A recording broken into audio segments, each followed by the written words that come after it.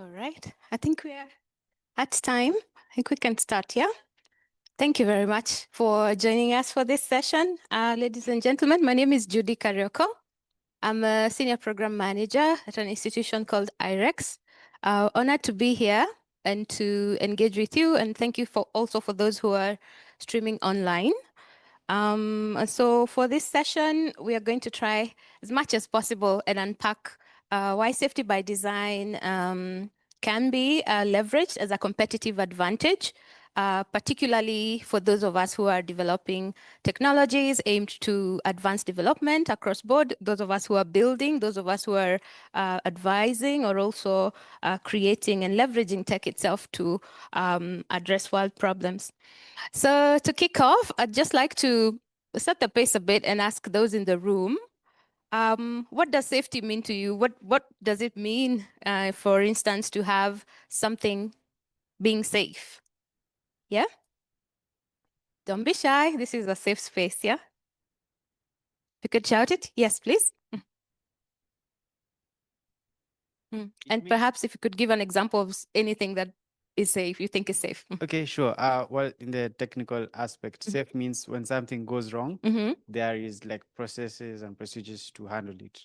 An example would be maybe a cybersecurity threat. Yeah. If it does occur, because of course we have bad actors, you already have processes and procedures to escalate depending on the level of threat. Absolutely. Thank you. Please, sir. Sorry. For me, safety is there is no upon me and my family and my career or my life, something like. So safety means there is no consequence. Me and around mine.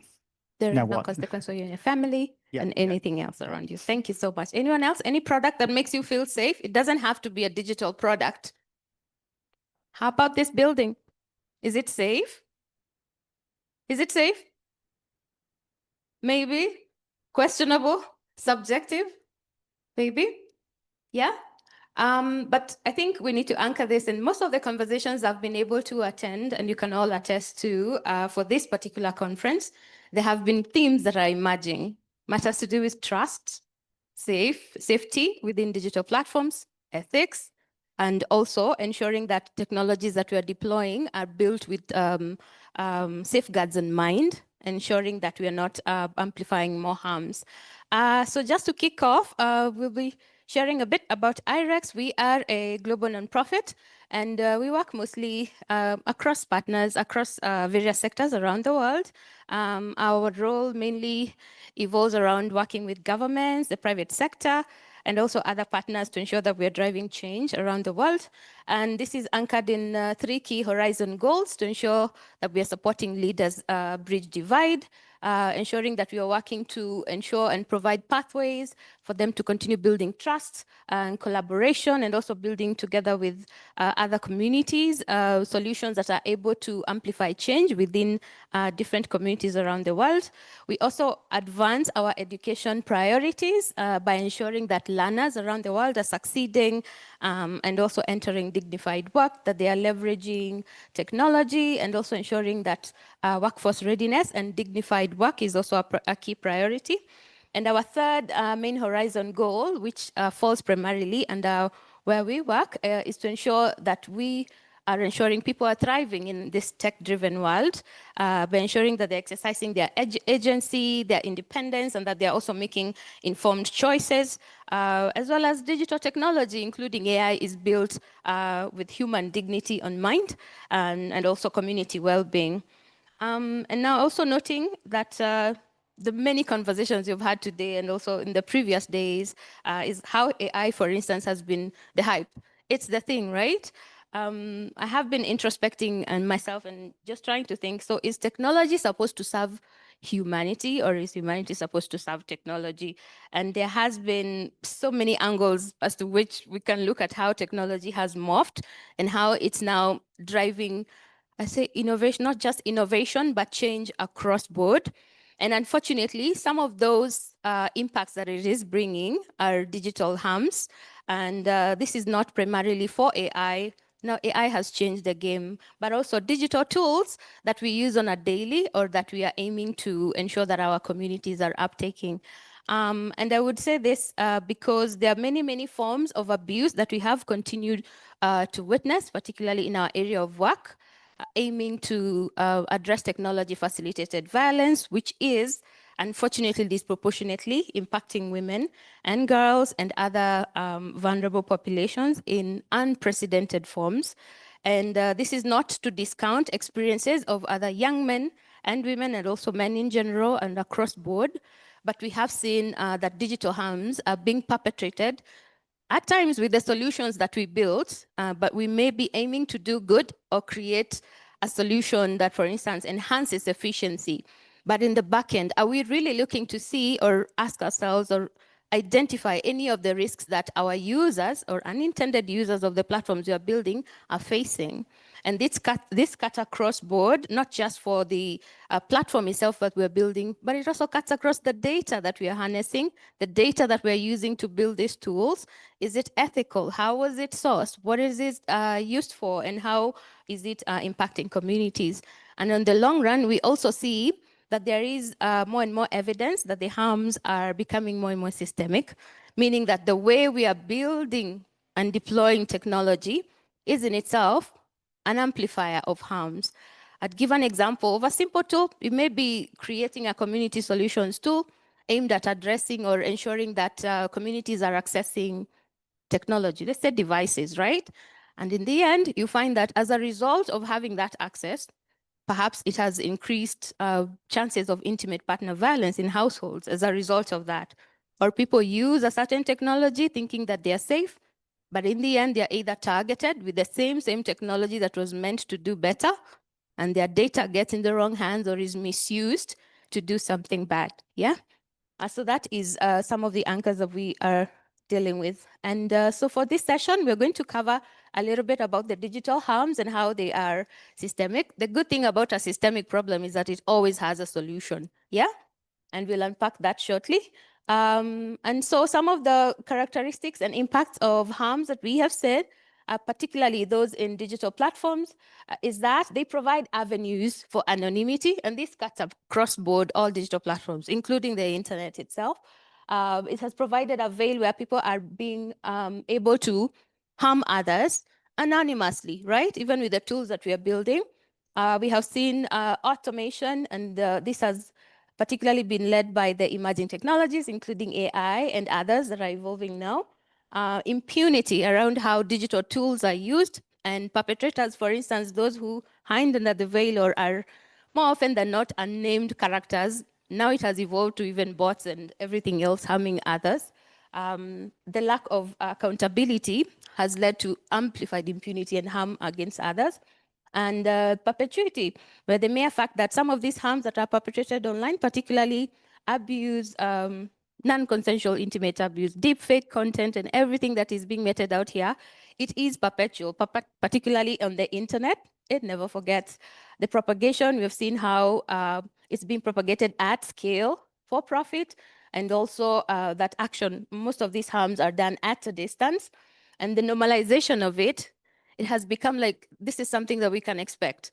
And normalization as a coping mechanism is a very, very negative attitude, because in itself, it also drives more and more harm, meaning that other people are able to either use digital platforms to met out either their inconsistencies or their harms, or also their abuse upon others. Yeah.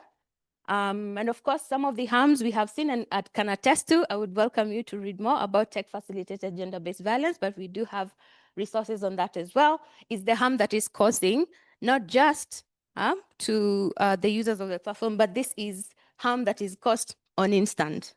You may be building a tool, like I said earlier, but then you do not know the harm that it is causing inadvertently, because nobody builds tools knowing that they are going to harm others deliberately, right?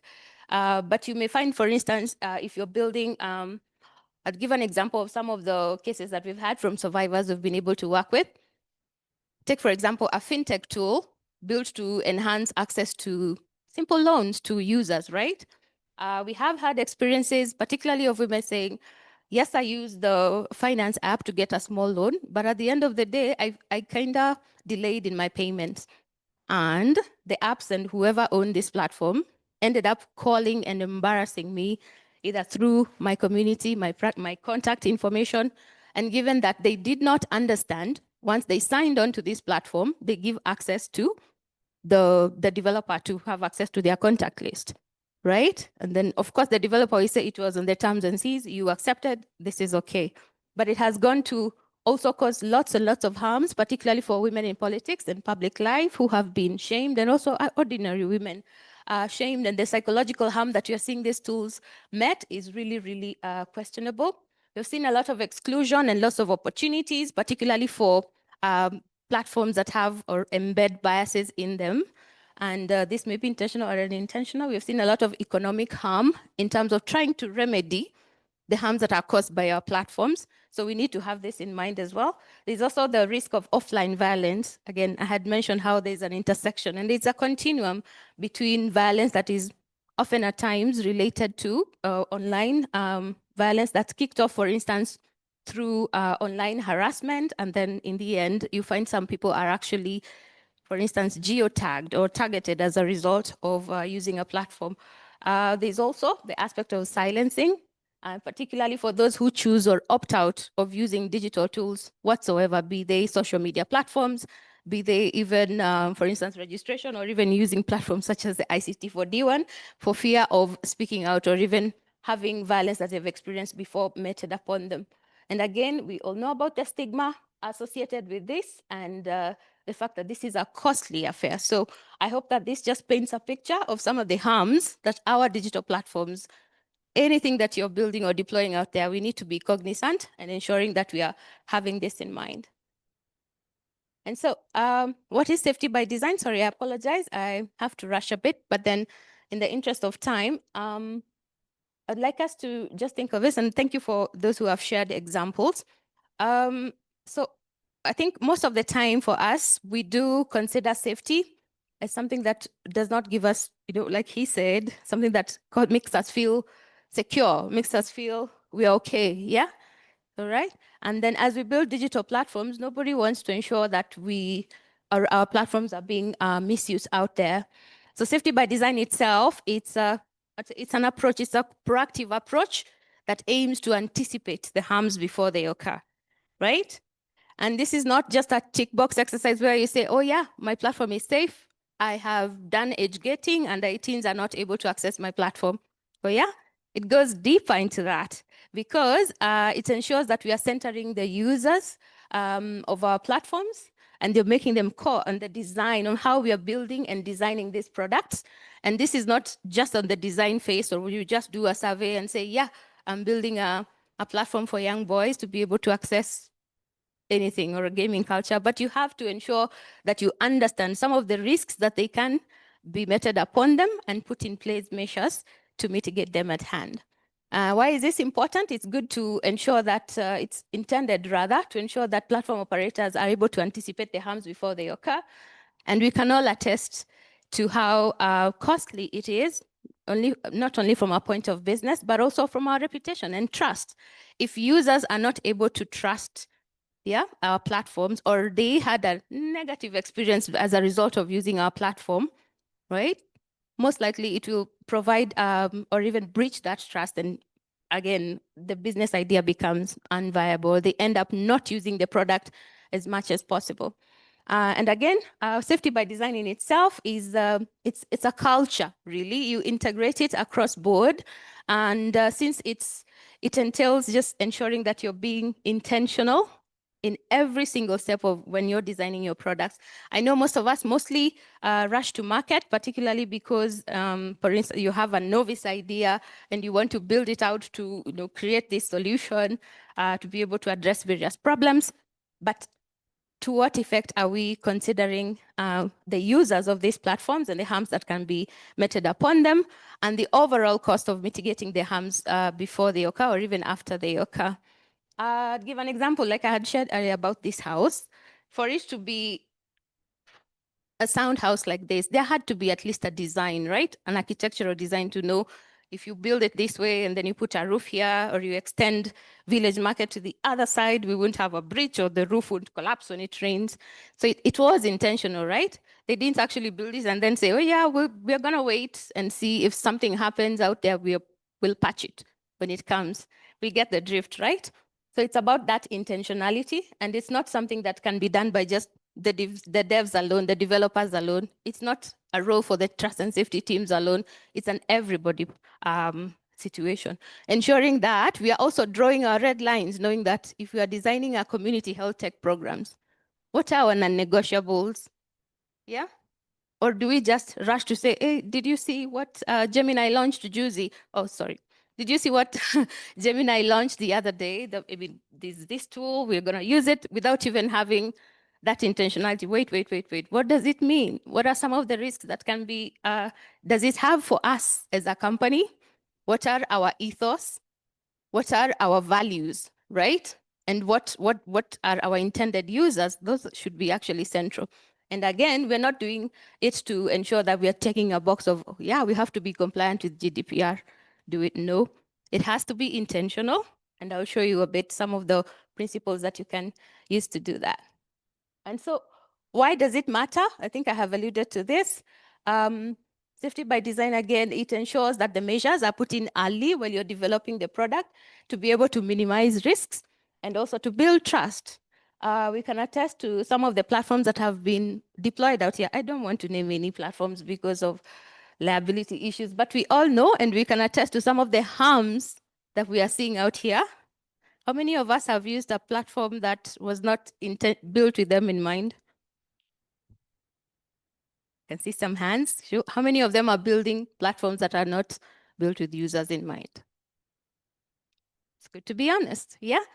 So you see, some of the harms, they go beyond what we actually intended. We maybe have done it in a way of, okay, here is a solution, I'll create a solution, and then perhaps it will be uptaken to fill certain problems. But then it ends up having all sorts of harms. And what does that mean for your reputation and trust by the communities or the intended users of your platforms?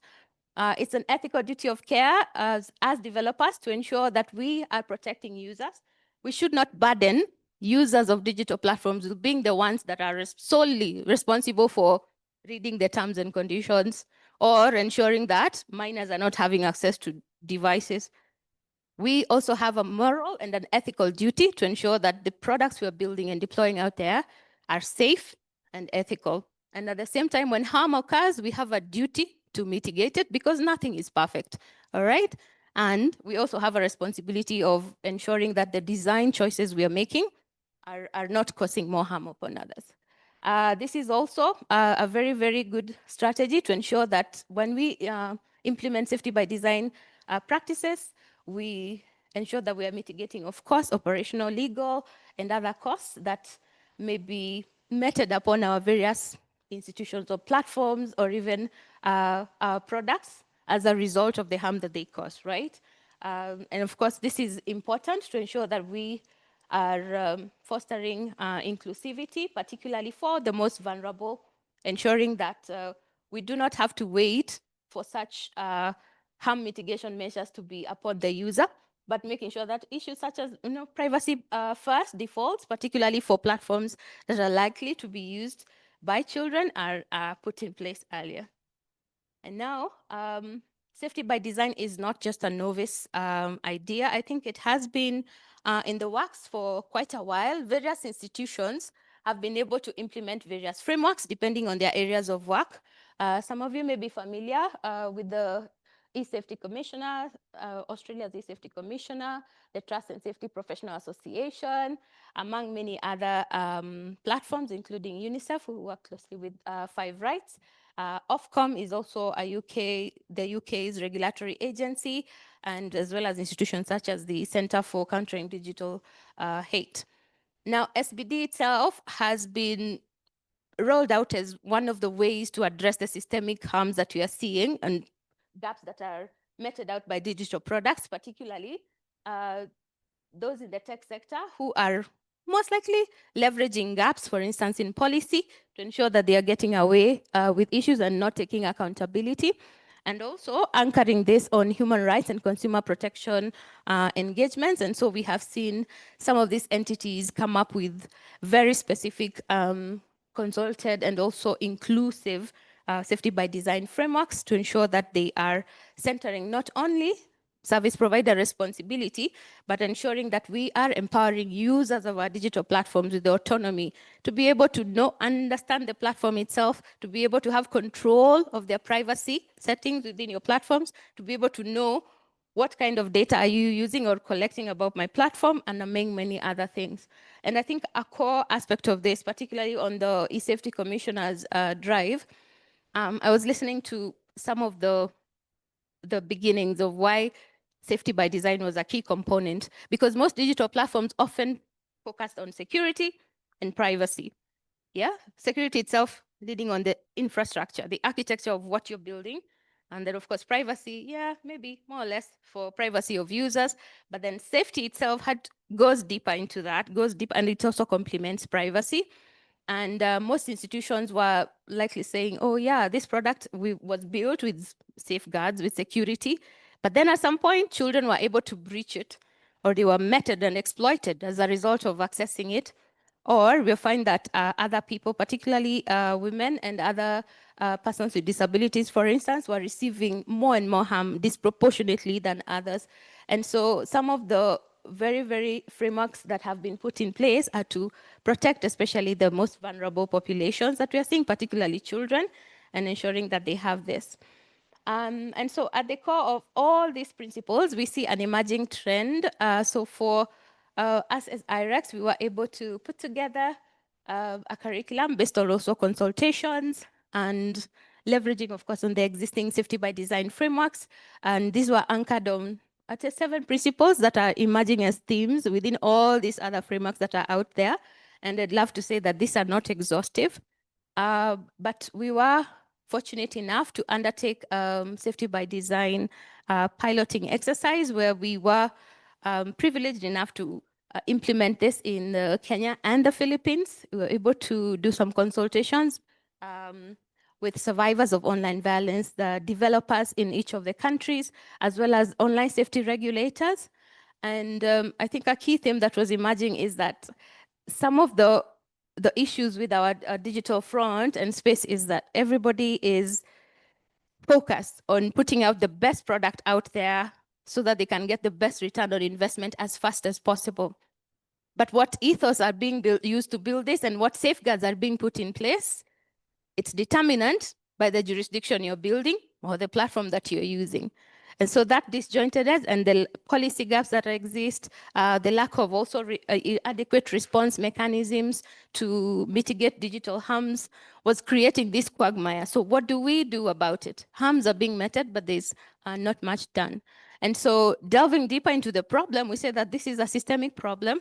And one of the ways to address this was to ensure that we are inculcating, not just for survivor-serving organizations or governments, but also the tech sector itself. So as developers, as product initiators, or even as trust and safety teams, as champions, it's important to have in mind these core principles. This guide is available from our webpage, and you'll be able to access it even after this session. We have anchored on 7 core principles, one of them being the proactive harm prevention. This focuses mostly on what you're able to do, particularly carrying out risk assessments to be able to identify some of the risks that your products can cause. And then aside from also having mitigation measures, you need also to encompass measures to address risks that can be able to harm you, or even after you put in mitigation measures. There are some risks that we call them residual measures. You may put in place a measure and then something happens, and you need to be very cognizant of what you're going to do to address it. In terms of service provider responsibility, this anchors mostly on how providers can be able to take accountability for users. And also, again, like I mentioned earlier, centering users, giving them control over their data, over privacy, and also the interactions within your platforms. And transparency and accountability focuses mostly on which features are you making visible or invisible on your platforms. Are they easy to understand? Remember the analogy I had mentioned earlier about someone signing on to terms and conditions and they didn't know that they gave permission for the fintech app to access their contact details for scraping? So it's important to know your users, whichever platforms that you're building. If I were to ask a user, do you know how, for instance, the platform that I'm building is using your data? Where are they storing the data? Do you have an option to opt out or to ask the platforms to delete your data? Yeah? So we need to be able to ensure that we are being transparent and accountable to our stakeholders and the users of the platforms that you are building on. And where harm occurs, it's also our responsibility to ensure that we are transparent about it. Yeah, provide platforms for users of your digital tools to report harm if it occurs to them. And also, you can also leverage linkages with your trusted partners within your countries of operation and also other duty bearers, because you may find that some things are beyond what you can solve. If, for instance, there's a data breach in your institution, do you have a legal responsibility of informing all users, all of them, the ones you have collected their data on, that we've had this breach and this is how we are mitigating it, okay?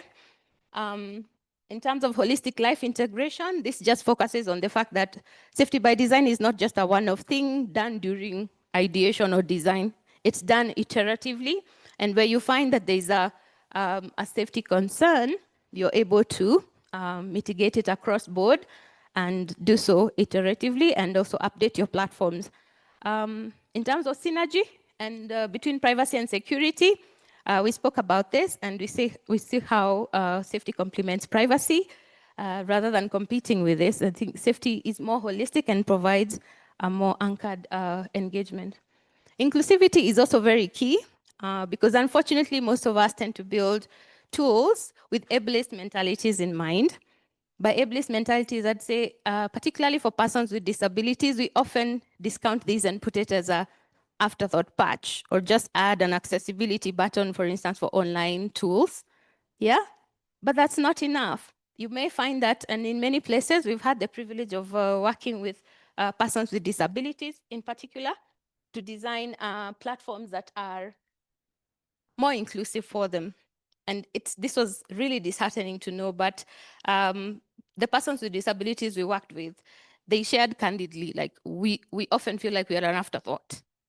But we can code, we can be consulted when we are building these tools, yeah?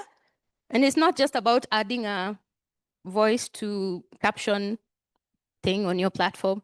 It's about also involving them in the design of your platforms, yeah? And other vulnerable glue. So it's very, very important to be considerate of all users when you're building your platforms. And again, remember, you're mapping out the risks that they may occur, putting in place mitigation measures. And once you do that, you also have to put in place measures or response teams to be able to address any other occurring issues that occur iteratively. So this curriculum is available, and we are happy to share this as well. We were also able to produce, in partnership with the tech partners in Kenya, an addendum to this curriculum on these guides in particular, safety by design in AI-powered tools. And aside from that, I think I'll skip the Prima bit. This is a tool that we are aiming to build to be able to support you and anyone who's developing a digital tool to be able to self-assess the platform. Yeah, and it's able to give you recommendations on some of the aspects where perhaps you may need to improve and ensure that your platform is safer, but I'll speak more about it after we finish this session. And so aside from that, we are undertaking, and we were hoping that some of the findings from this study would be part of the feedback we are sharing with you today. But aside from the learnings we've been learning from implementing safety by design approaches, working again with the tech sector, the trainings and the regulators and the pathways we've been able to map, we took this further and we are currently undertaking this study. We're calling it the Salama study. But essentially, it just seeks to understand whether safety by design works, yeah? Whether putting in place safety by design features into digital products and services can actually reduce the risks of harm for users. And also, we are seeking to measure how that impacts user trust and engagement, as well as the productive use of tech. And aside from that, we will also have an aspect of ROI, or return on investment. We're trying to see what would it cost for you to put in place safety by design measures, and is there a return on investment between the time you put them on and how these features are creating value or even giving you an advantage, a competitive advantage. We are using a real-time use case, and this is an active platform which we will be able to share with you as soon as this research is complete. For ethics, I am unable to share more and more details on which platform we are studying, but I think conclusively, I would say that it's important for us to be able to be very, very intentional as to what we do, not just focus on building and deploying tech to solve a quick fix solution. But I do know that there are platforms. It's not wrong to have that introspective afterthought and including other safety measures within your platform. But yeah, we're glad that we are able to provide an opportunity to test out these tools and also study whether actually this works. And so with that, I'd love to pause for a few questions, so that we can transit to just a quick exercise I'd love us to do. Happy to answer any question. Yes, please.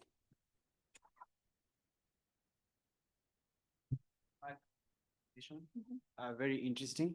I have one question, mostly on the principles. So when we talk about safety by design, how do you balance that with implementation? Because the reality is, if you look at all those 7 principles, taking them into account while doing the ideation or even during the implementation in several iterations, it may maybe prolong the whole process, not necessarily just because of the cost, then also the effort, time, expertise, capacity. An example would be the example you mentioned on consent, user empowerment, and autonomy. Yes. If I have a consenting and I factor it in by design in my AI tool, and I'm probably using it in a very remote area in an African country, and I go collect consent, putting in place mechanisms for them to withdraw their consent may be very hard and unrealistic, to be honest. So in terms of the principles, would you say some are more important to implement than others, or would all of them be equally important in terms of having a realistic approach to AI? Thank you. Good question. Good question. And you've faced this problem before. I think we've also received several questions, particularly on data. I would say, particularly on that, it's a balance that we have to strike, I would say, for safety by design, to be honest. And you have to note that it's not just the compliance bit that you have to also consider, because our laws, not just GDPR, but I'd give an example for the Kenyan Data Protection Act. It provides for, let's say, the right to be forgotten, the right to withdraw consent from any situation you have given consent to take part in, especially in regards to your data. So here you are, you have to balance, and I know you've said it could be costly, it could be somewhat impractical to do in some instances because the data has gone out there, like the way Google use our data to train their models. And anyway, that's a story for another day. But in essence, looking at the bigger picture, if these users, and users are becoming more and more aware and demanding safer platforms, and the more they're cognizant of their rules, you're able to balance between, do I continue to say, oh, no, we cannot withdraw your data from here? So which practical reason would you give for that? Because legally, you're bound to do it if they withhold consent. And if you do not, what will go around? They'll go back and say, I do not trust this platform because they refused to withdraw my data, and I'm still continuing to receive spamming messages, or I'm being called this. And it kind of forms this catalytic effect and snowball effect where at the end of it all, it will cost you reputation-wise, the user rights themselves, which you have impeded. And all in all, sometimes you may find yourself in trouble as well. That's where the litigation comes in. So in terms of practicality, it's about being realistic from the get-go. Even if you've already deployed your platform, we'd encourage you to utilize the platforms on these tools, see what would you do, like a simple risk mitigation measure, yeah? And also trial that. If someone wants to withdraw their consent, what would they do? What would you do? Do you say no? Or do you tell them, you know what, this is the mechanism that you have? Or you could also put in place from the get-go. I'd give an example of one of the platforms we've been able to interact with. It's a chatbot. Users were asked whether they feel safe using the platform. They said, yes, we feel safe. In fact, this platform is the best. And then one of the other questions on the study was, so do you know how to delete your data on this platform? And I'd say about 20% of them were like, no. Yet around 60 or 90% said it's safe. 20% said they do not know even how to change their privacy settings or even delete their data. So you see that friction. There's a point of perceived safety, but on the ground, they do not even know how to delete their data. So as a platform, you have the responsibility, for instance, during onboarding, you're able to give simple, I'd say, what are they called, prompts, or inform the users, educate the users from the get-go. This platform is built on this, and this is the data we collect, and here's how you can delete it, so that they know from the beginning. Again, yeah? So it's the simple things that you can do that would mitigate or cost less for you, your reputation, breaching this user's rights, and also your engagement as a platform, your value and your mission, really, I would say. So it's a balance that we have to strike. Safety, compliance, and business interests, I would say. Any other question? We have two questions from online. Thank you. Yes. The first one is technology serving humanity, or is humanity serving technology? Mhm. Then That's a good question. And it's something that we all struggle. Can anyone be able to answer that question? But I would say in ethics, we should be building technology to serve humanity, not the other way around. Unfortunately, there's a writer who I like. He talks about, I think he's called Achille. He talks about necropolitics, meaning the balance of power, yeah, gives you that opponent opportunity to determine who gets heard, who gets disposed, who gets ignored completely. And in this digital age we are living, there's a lot of, I'd say, first of all, the way the tech itself is being built, there's an power imbalance as to how it's being built, why it's being built in the first place, and who is being exploited, who's being disposed, what are the harms that are being meted out there. And it's a hard balance, but I would say in essence and ethically, we should be championing for technology to serve humanity, and it should be able to also complement human intelligence. Yes, please. the second question, what specific behavior changes did you observe in the Kenyan chatbot study, and which SBD features contributed most to the improved retention? Absolutely. I'd be remiss to answer this because I don't know about the ethics bit because the study is still ongoing.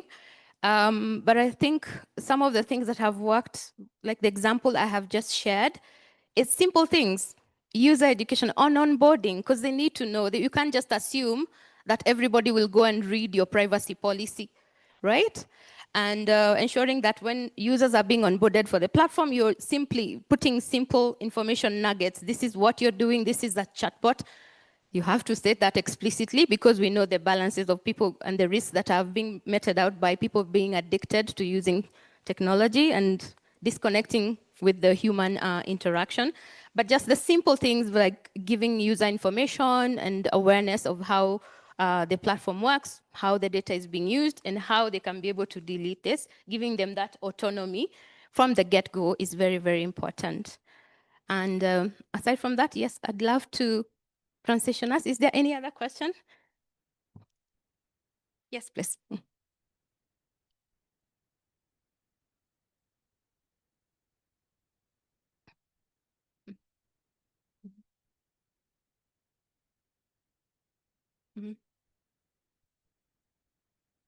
Okay, thank you for the good presentation. The principles are very well thought of. I think they really tackle the main, what we are looking at. However, if it also, in my opinion, I think it also builds. It also depends on the product you are building, right? So, for example, the seventh principle, inclusivity and consideration for all users. Say, for example, if you're building a DPI, yeah, Yes. then that becomes a real challenge. And in fact, this morning also we heard, I think this is one of the biggest challenges. Yeah. So, what's your thought on that? I think just it also ties to the person who asked whether technology is serving humanity or humanity is the other way around. It's very important for us to be cognizant of who will use these technologies in the first place, right? And having worked in this space and being able to interact, for instance, for the most vulnerable or for those who feel like this tool was built with others in mind. What about me in the village who doesn't have access to digital technology, or my digital literacy is a bit lower than those who understand, for instance, DPIs and the transitioning of governments into e-payment platforms, e-governance and all that. So it's all about bringing everyone on board and ensuring that you're considerate of those who do not even have access, for instance, to not just bandwidth internet, but those who may not be tech savvy enough to interact with, for instance, a government platform where all users are supposed to sign on for government services. What would they do in such a scenario? The government will provide a platform, an online one, but then does it consider users who are not digitally literate? Does it consider the elderly, for instance, who may not have access? Does it consider persons who are hard of hearing, who are using a chat, or if it's a chatbot that you're either using voice or a chatbot that cannot be accessible by persons who are visually impaired? So it's the simplest of things that we often overlook, right? That make this entire system seem or even distance or it kind of brings and bridges it doesn't really bridge the inequity, rather exacerbates it, right? So we need to ensure that when you're building, we're not causing more harm and we're not creating more barriers for those who may not otherwise have access to the technology or the solution we're building, yeah? And I know we are almost at time, but I'd like us to do a quick exercise. No, we're a thin crowd. I apologize for those who are with us online. But then this ties just simply to SBD, and it will also tie to our Prima tool, because one of the ways of mitigating harm, sometimes it's getting a different lens, right, from your platform. We built with, oh my God, this is something good. I want to launch it. It will revolutionize everything. So here's what we're going to do. I think we'll just have two groups, one group here and another group there. I will be providing you with a scenario. So quickly, very quickly, in about 3 minutes, we can try and break this platform. Let's try and find loopholes as much as possible on the platforms, yeah? So it's just a scenario. It's a hypothetical scenario. I apologize if it looks like something you're building or something that you know, but it's hypothetical. So in the interest of time, I'll just ask, can we do random? Whichever group that you feel like. So for, I think we are how many? Few people. So some guys on this side and others on this side. Then I'll just give you a scenario. Yeah, thank you. That side. So let's try and break it. Please feel free to use the sticky notes and the flip charts to write on. For those of us who are streaming online, it's a simple exercise that aims to motivate us a bit.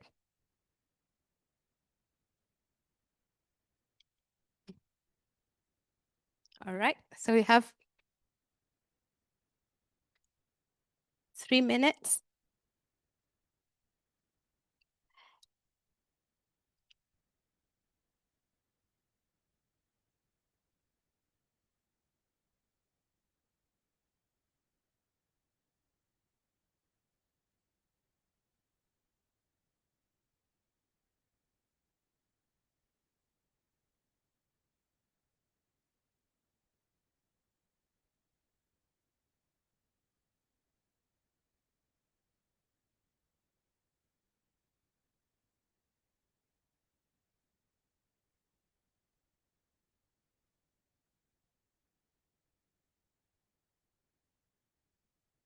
Video there.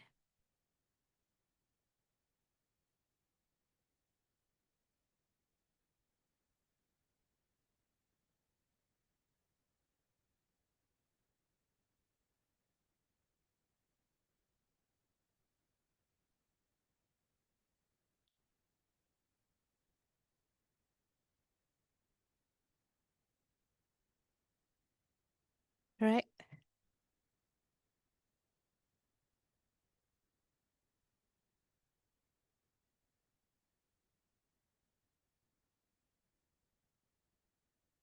How are we doing?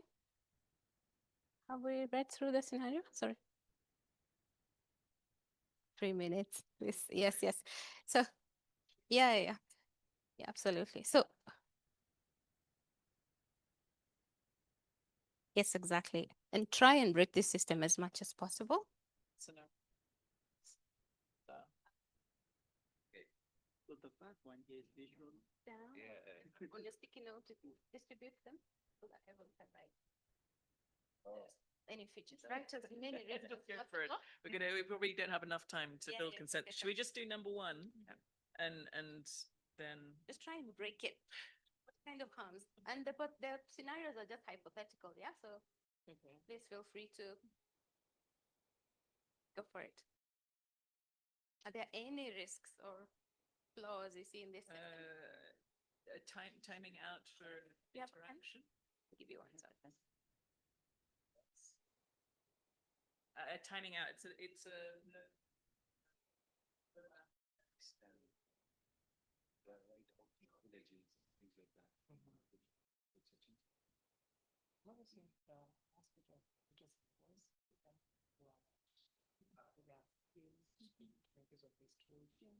Okay. Sorry about that. Do you mind listing down your risks? There's some sticky notes also on the board. Yeah. Write as many as you can, and then you can stick them here.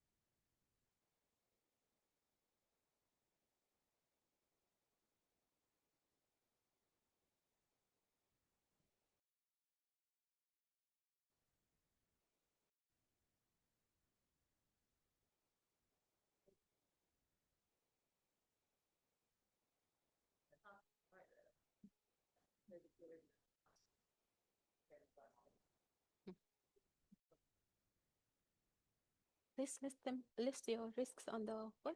I'll give you something quickly. Just list down your risks, please.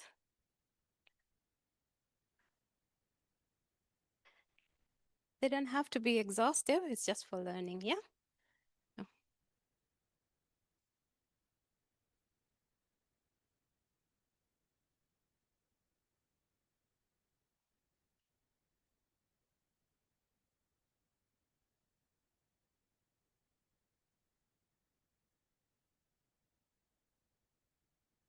Oh, it's just this. Shit.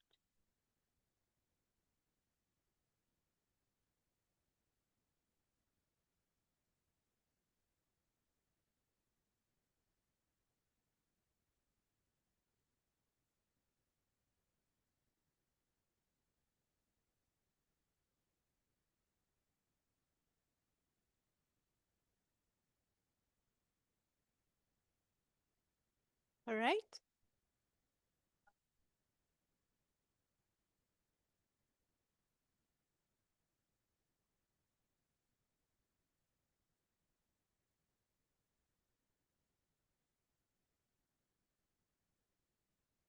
Okay. So, thank you all. Let's sign up and let's do the final side of the exercise, please, as you are.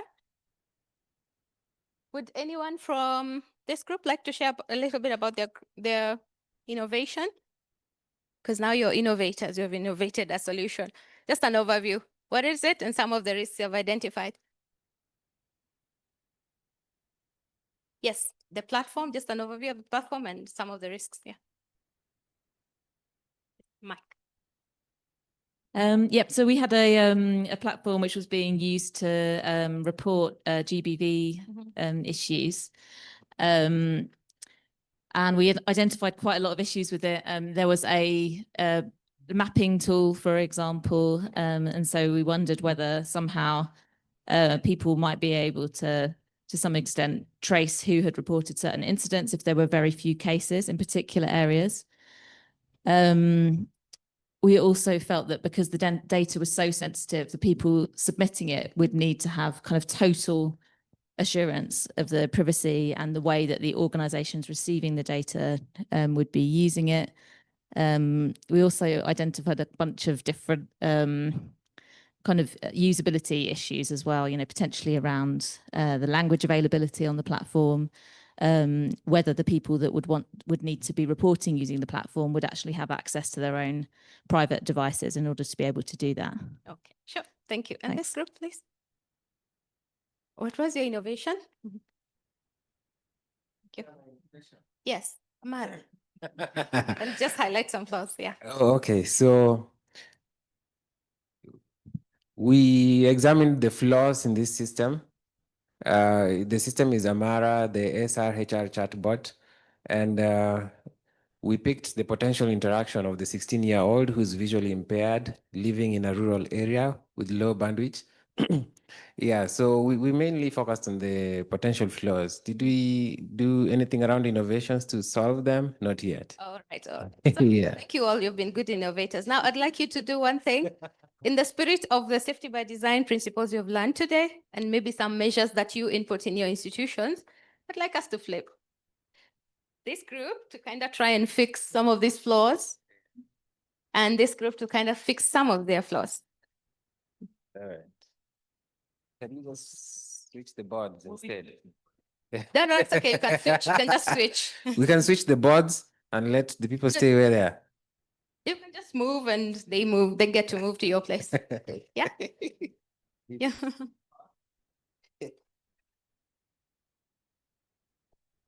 Who gets to keep this?